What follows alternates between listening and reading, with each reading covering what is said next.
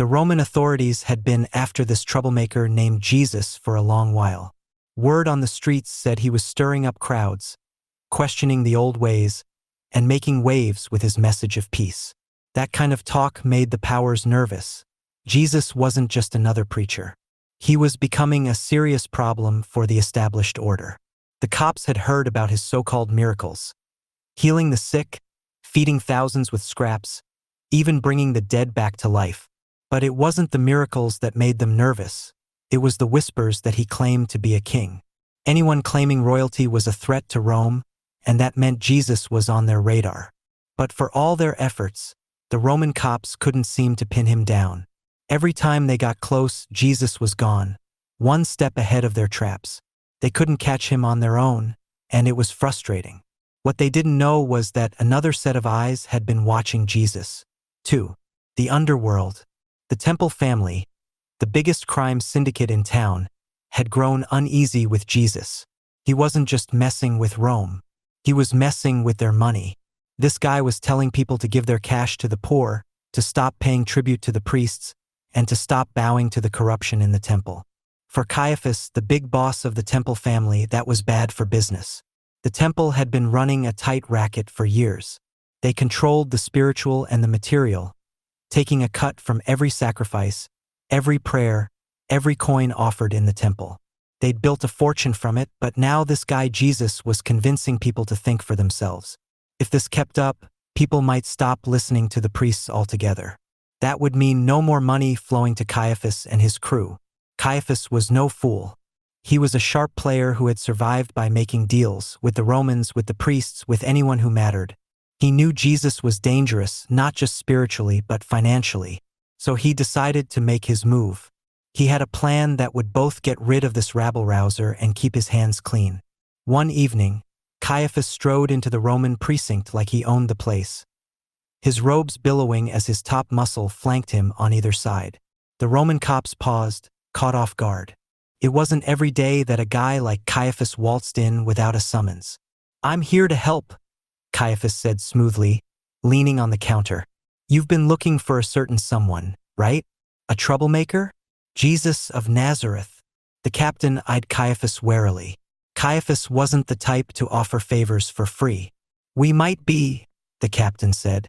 "Why do you care?" Caiaphas smiled, a slow, calculating grin. "Because he's bad for my business and I'm bad for your streets.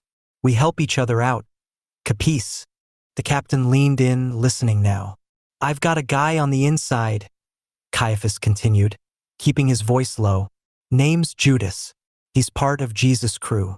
For a price, he'll give you what you need. I'll make sure Jesus is right where you want him. All I need is your word you'll handle him once he's in your custody." The captain paused, considering the offer. Caiaphas' motives were clear. Jesus was messing with his racket. But a chance to finally nab this Jesus without a fight? That was tempting. "Deal," the captain said. Caiaphas nodded, already anticipating the next move. A few days later, under the cover of night, Judas led the Roman soldiers to a quiet garden just outside the city. Jesus was praying with his closest followers, unsuspecting. Judas approached him, calm as ever, and planted a kiss on Jesus' cheek, the signal. The soldiers moved fast. Jesus didn't put up a fight, and his disciples scattered into the night. The Romans finally had their man, but everyone knew it wasn't their clever footwork that caught him. It was the underworld that handed Jesus over on a silver platter. As the soldiers dragged Jesus back to the precinct, there was no sense of triumph. The Roman cops had their man, but it had come at a price. Jesus hadn't been taken down by their tactics, but by the corrupt fingers of the temple family, all because he'd messed with their money. Judas? He didn't last long. Word on the street was that guilt got the better of him. Selling out a friend, even for silver, was a stain no one could wash away. The temple family celebrated their victory. They thought the problem was solved, but things were only just beginning. The Roman governor, Pontius Pilate, got involved when the city started buzzing with rumors of Jesus' arrest. Caiaphas had made sure the mob was riled up, demanding blood. The crowd outside Pilate's chambers was loud, rowdy, and calling for one thing: the crucifixion of Jesus. Pilate, a shrewd politician, didn't like where this was going. He didn't care much for the religious feuds of the locals, but he knew trouble when he saw it. He questioned Jesus, trying to figure out if this guy was really the threat everyone said he was. But Jesus was calm, unshaken. He didn't beg for mercy. He spoke of kingdoms not of this world, confusing Pilate even more. Outside, the mob grew louder. Caiaphas had pulled the strings, making sure the crowd would push for Jesus' death. Pilate wasn't happy, but his hands were tied. Rome needed peace, and a riot wasn't worth saving one man's life. So Pilate gave the crowd a choice: Jesus or Barabbas, a notorious criminal.